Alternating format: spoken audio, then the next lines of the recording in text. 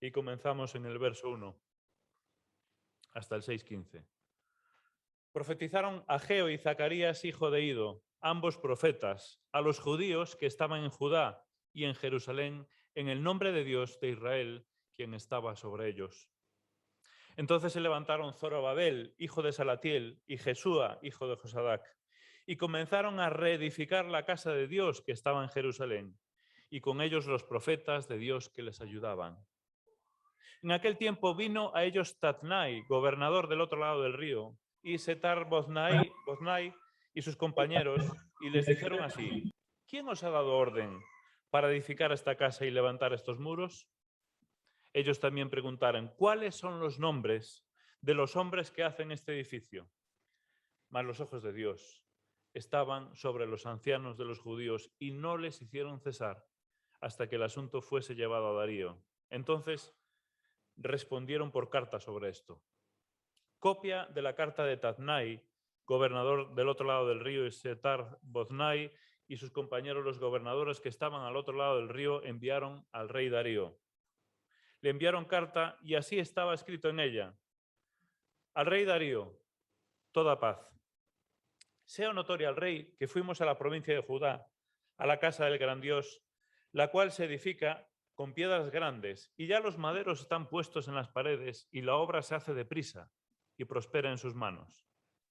Entonces preguntamos a los ancianos diciéndoles así: ¿quién os dio orden para edificar esta casa y para levantar estos muros?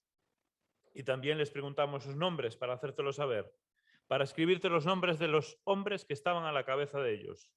Y nos respondieron diciendo así: nosotros somos siervos del Dios del cielo y de la tierra, y reedificamos la casa que ya muchos años antes había sido edificada, la cual edificó y terminó el gran rey de Israel.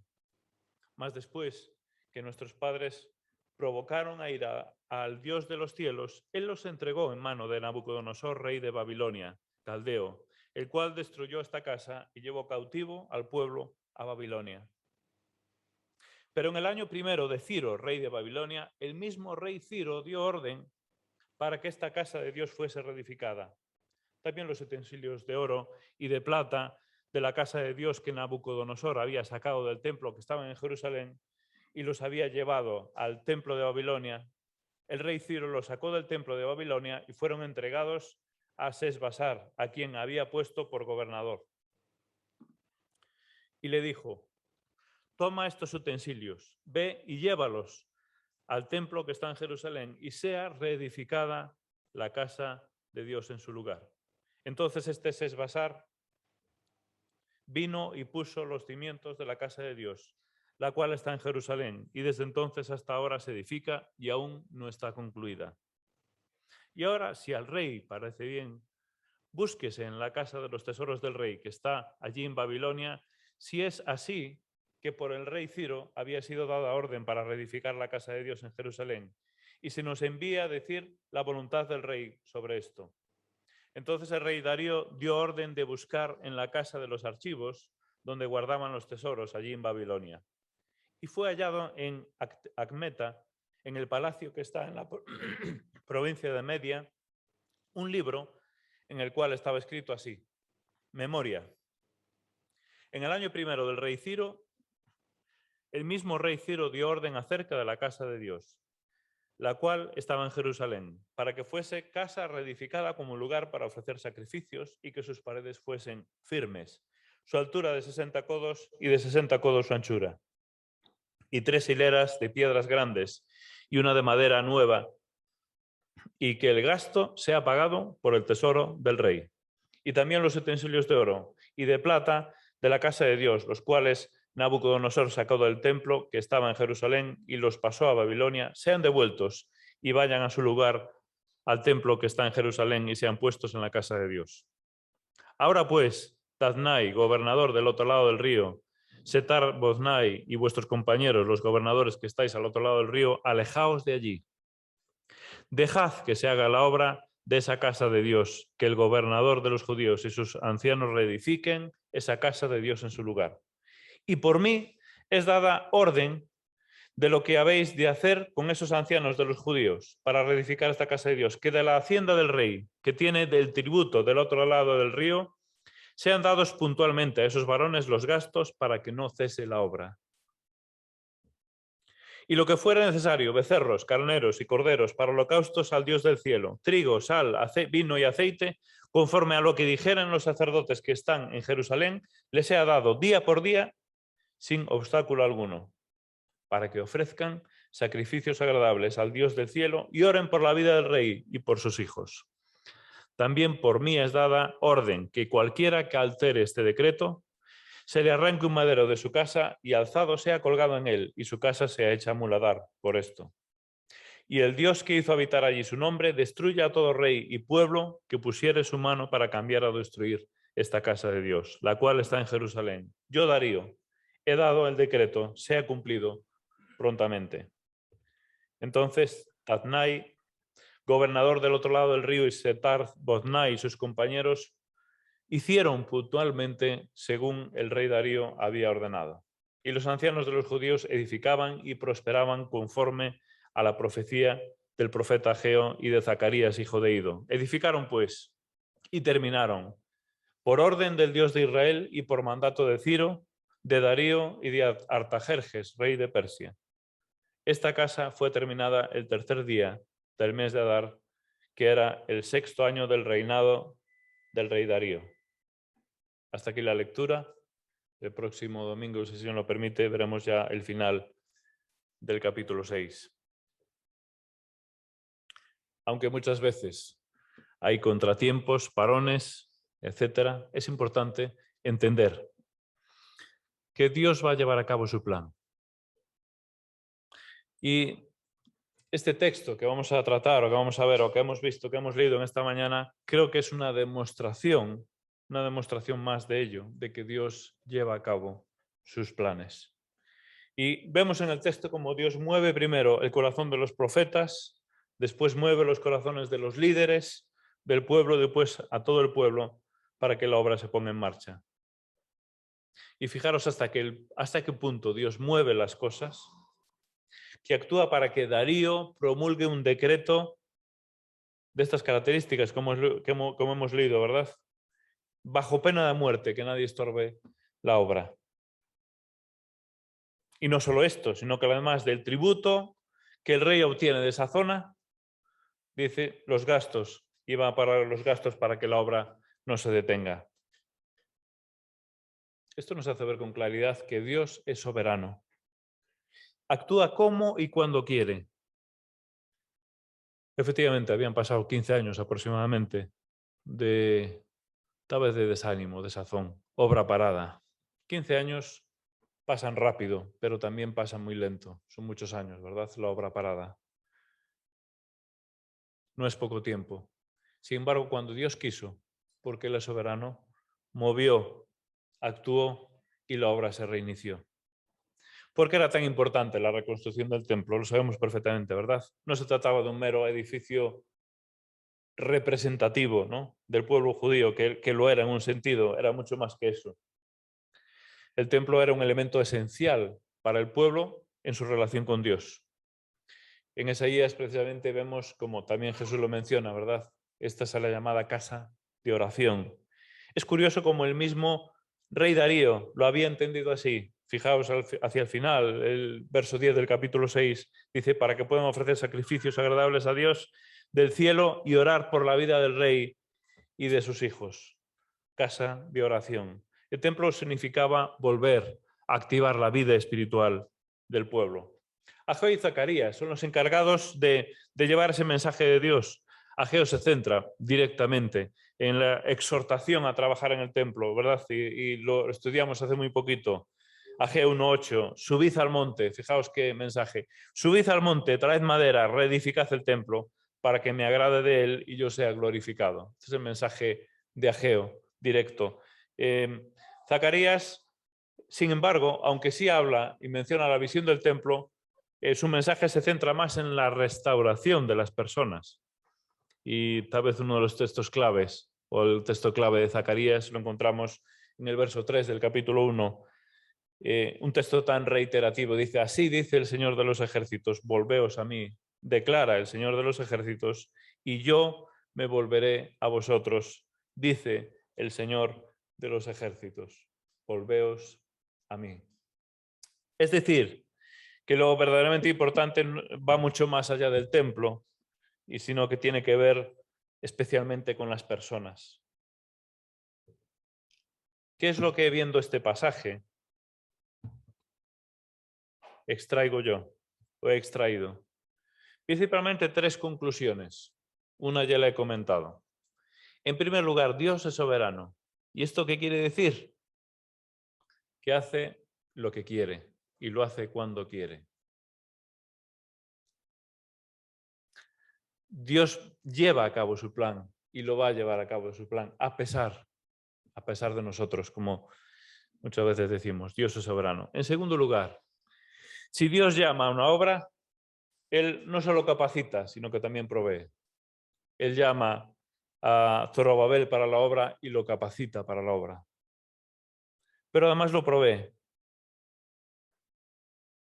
Trajo recursos para la construcción, incluso para los sacrificios.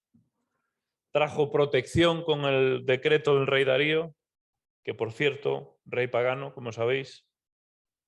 En tercer lugar, tercera conclusión que saco de este texto, es que es necesaria una respuesta. Sí es cierto que Dios es soberano. Sí es cierto que si Él llama, Él capacita y además provee. Pero también es cierto que es necesaria una respuesta de aquellos a los que Él llama. Si no, caeríamos obviamente en el mero determinismo, ¿no? Como se llama. Si Dios hace todo, pues bueno, que lo haga. Vamos a esperar a que Dios actúe. Sabemos que no es así, ¿verdad? Aunque Dios tocó el corazón de Zorobabel, por ejemplo, para que él liderara esa obra, él tiene toda la responsabilidad, tuvo toda la responsabilidad de responder a Dios con una respuesta de servirle, ¿verdad? Y de decirle, sí, aquí estoy yo, heme aquí. Entonces, sí es necesaria una respuesta. Pero sin olvidar la primera parte, que Dios es soberano. Y los tiempos no los marcamos nosotros, aunque a veces parece que sí, pero los tiempos los marca el Señor. Él quiere, cuando Él quiere, Él lo hace. Nosotros tenemos que estar sujetos a Él. Ahora bien, para nosotros hoy en día, para nuestra enseñanza práctica diaria, ¿qué claves podemos ver aquí en este texto? Y yo he encontrado 4 claves que nos ayudan a no quemarnos en la obra. Estos trabajadores se quemaron. Esto es un término moderno, el síndrome de burnout. Lo conocéis, ¿verdad? Es aquellos que se queman en el trabajo por distintas circunstancias, por mucha presión, mucha responsabilidad, muchas horas, mucho cansancio, el estar quemado en el trabajo. Bueno, de alguna forma también estos trabajadores antes de hacer la obra se quemaron, ¿verdad? Había enemigos, había dificultades en la obra. 4 claves para no quemarnos en la obra del Señor, en el servicio del Señor. O podríamos también decirlo, 4 claves para no caer en el desánimo. Y que el desánimo muchas veces puede echar por tierra nuestro trabajo. ¿Cuáles son esas 4 claves? En primer lugar, esas 4 cuestiones. La primera comienza por la identidad. Identidad. Y lo primero que van a preguntar el gobernador de esa zona de Judá, es que Tatnai no era un vecino cualquiera. Era el gobernador, la autoridad delegada de parte de Persia, del reino de Persia. Es decir, era quien mandaba allí en aquella zona. Nosotros pensamos, bueno, Tatnai, un vecino que viene a preguntar, no. Era el gobernador de los persas en esa zona. Entonces tenía todo el derecho de preguntar, lógicamente. Estaba allí haciéndose una obra, no sabía si era una fortaleza. Bueno, seguramente sabía ya que era obviamente el templo, pero podría convertirse en una fortaleza, tendría que preguntar a ver qué pasa aquí, ¿no? Lo primero que preguntan es la identidad. Verso 4 del capítulo 5. Ellos también preguntaron, ¿cuáles son los nombres de los hombres que hacen este edificio? ¿Quiénes son estos? Precisamente quería saber quiénes estaban liderando la obra para poder acusarlos si fuera necesaria. ¿Cuál fue su respuesta? Un poco más adelante en la carta la vemos en el verso 11. Y nos respondieron diciendo así, nosotros somos siervos del Dios del cielo y de la tierra. Fijaros qué respuesta. Es otra forma de decirlo. Nosotros no somos los responsables de la obra, es Dios mismo. Y el Dios que es el responsable de esta obra no es un Dios con minúsculas, sino que es el Dios del cielo y de la tierra. Es decir, esto no es una obra pequeña que dependa de nosotros o de nuestras capacidades o de nuestros planes, sino que detrás de todo esto, de esta obra que veis aquí, está nada menos que el Dios Todopoderoso. Obviamente, esto va a evitar que ellos carguen con la obra del templo a sus espaldas y se quemen. Porque la obra no es mía ni tuya, la obra es del Señor. Asumir la identidad de siervos nos pone en la perspectiva adecuada. Nosotros aportamos, obviamente, nuestro trabajo, nuestro granito de arena, pero servimos a uno que es todopoderoso, el Señor de todo. Y sí, nosotros somos sus siervos. Pero es importante asumir bien nuestra identidad de siervos y no cargar con la responsabilidad de la obra a nuestras espaldas, porque no es nuestra la responsabilidad, es del Señor. Él es quien hace, Él es quien cuida, Él es quien hace crecer la obra. Nosotros somos trabajadores, esto nos ayuda para que no nos desanimemos, sabiendo que Él es el responsable. En segundo lugar, no solo identidad, sino autoridad. La pregunta que les hacen, otra pregunta, ¿quién os ha dado orden para edificar esta casa y levantar estos muros? Verso 3. ¿Quién? ¿Con qué autoridad? Sería otra forma de decirlo, ¿con qué autoridad? O sería otra forma de decirlo, ¿quién es el responsable de esto? Cuando hay algo aquí, a ver, van a preguntar, a ver, ¿quién es el responsable aquí? ¿Con qué autoridad hacéis esto? ¿Cuál fue su respuesta? Bueno, la respuesta fue estratégica. La respuesta la encontramos en el verso 13 y dice, pero en el año primero de Ciro, rey de Babilonia, el mismo rey Ciro dio orden para que esta casa de Dios fuese reedificada. Una respuesta estratégica, y efectivamente era así. Pero ellos sabían perfectamente que por encima de Ciro había otra autoridad mucho mayor y mucho más importante. De hecho, el texto comienza en el verso 1 hablando de que profetizaron Ageo y Zacarías, hijo de Ido, ambos profetas, a los judíos que estaban en Judá y en Jerusalén, en el nombre de Dios de Israel, quien estaba sobre ellos. De ahí partía, obviamente, la autoridad, toda la autoridad. En el verso 14 del verso 6, donde se habla que ya está concluido o se concluye la obra, fijaros cómo lo dice el texto.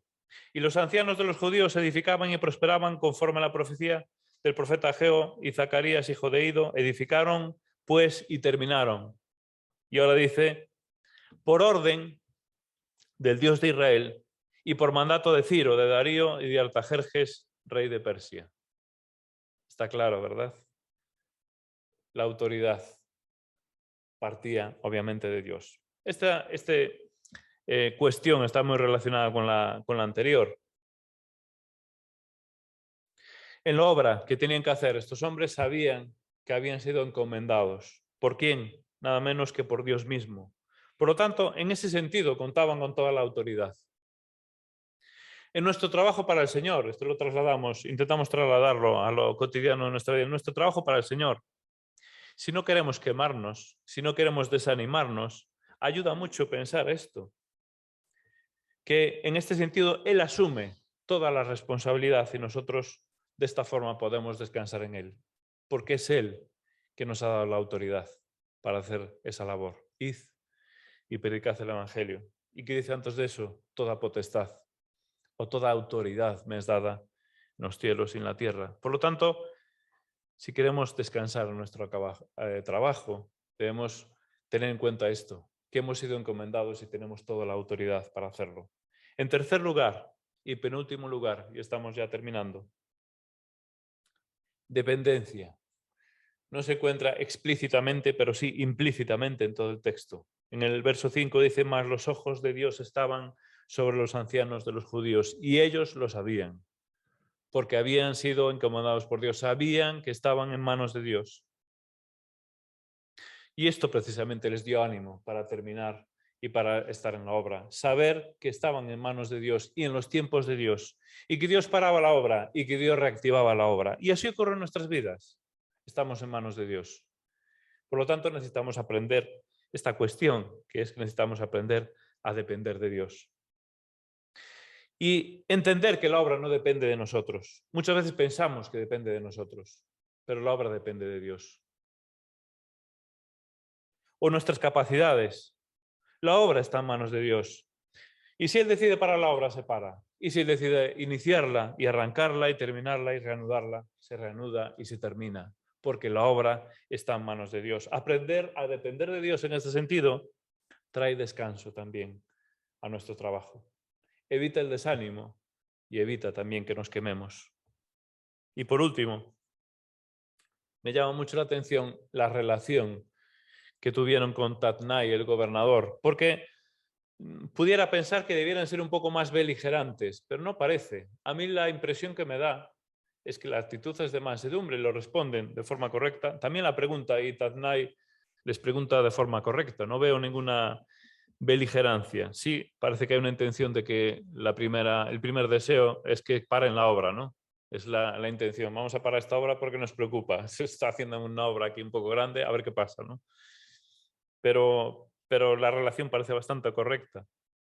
Pero la forma que responden, verso 11, nos respondieron así: nosotros somos siervos de Dios del cielo. Les explican incluso que estaban allí, la situación, que habían pecado, cómo Dios los había castigado, de forma que fueron y estuvieron 70 años cautivos en Babilonia, ahora habían regresado. Me parece que hay una mansedumbre, y este es otro aspecto que quiero resaltar: mansedumbre. No actuaron enfrentándose como a enemigos que querían detener la obra, sino que le contestaron aparentemente amablemente, con respeto. Sabemos que hay otras circunstancias y otros momentos que sí que tienen que estar con la espada en la mano, por ejemplo, cuando se construye la muralla, ¿no? Pero no es el caso. Y como dije antes, Tatnai era el gobernador, delegado, vamos a decir, del gobierno de Persia. Por eso que no era un cualquiera. Pero creo que esto nos puede enseñar que respetar a los que se oponen puede ser una buena estrategia para que no se complique mucho a veces nuestro trabajo. Una actitud mansa y respetuosa, eso no quiere decir darle la razón, pero una actitud mansa y respetuosa muchas veces deja sin armas al enemigo. Pero lo que es más importante, y la lección para nosotros tal vez, o para mí, lo que considero yo, evita que nos desanimemos en la obra, evita que nos quememos en la obra. Una actitud de mansedumbre nos protege también a nosotros. Y con esto terminamos. Sabemos que es un texto largo, se podían sacar muchas conclusiones, pero yo me quedo con estas 4 claves para que nuestro trabajo en el Señor sea más sano, para que estemos más animados, para que no nos desanimemos y para que no nos quememos, utilizando este término tan moderno. En primer lugar, reconocer nuestra identidad, que somos siervos del Dios del cielo y de la tierra. En segundo lugar, reconocer que es Dios que nos ha encomendado el trabajo. Por lo tanto, contamos con su autoridad. Esto nos da mucha tranquilidad. En tercer lugar, saber que la obra está en manos de Dios y sus tiempos. Esto también nos da una paz tremenda y podemos trabajar con paz. Y en cuarto y último lugar, actuar con mansedumbre. Las oposiciones o las circunstancias. Esto va a proteger también nuestro trabajo en el Señor. Vamos a orar y que el Señor nos guíe y que estas lecciones podamos aplicarlas a nuestra vida. Después daremos paso al grupo de alabanza y podemos levantarnos de mirada al Señor y alabarle por todo lo que hizo y hace en nuestras vidas. Vamos a orar. Te damos gracias, Padre, por tu palabra, porque es preciosa para nosotros. Y gracias porque podemos ver en este texto cómo tú eres el soberano, el Señor de todo, también de nuestras vidas. Sabemos que eres tú el que mueves los tiempos. Incluso mueves nuestros corazones, pero también sabemos que tiene que haber una respuesta de nuestra parte. Gracias, Señor, por el ejemplo que vemos en estos hombres que han tenido esta respuesta de servirte, de edificar. Ayúdanos para que también nosotros nos animemos y te sirvamos en tu obra, porque es tu obra. Te pedimos que nos guíes en el resto de esta reunión. Que levantes ahora nuestra mirada a ti y podamos alabarte y bendecirte, porque tú eres un Dios grande y poderoso. Tú eres el Señor del cielo y de la tierra y nosotros queremos proclamarlo. Gracias por todo en el bendito nombre del Señor Jesús. Amén.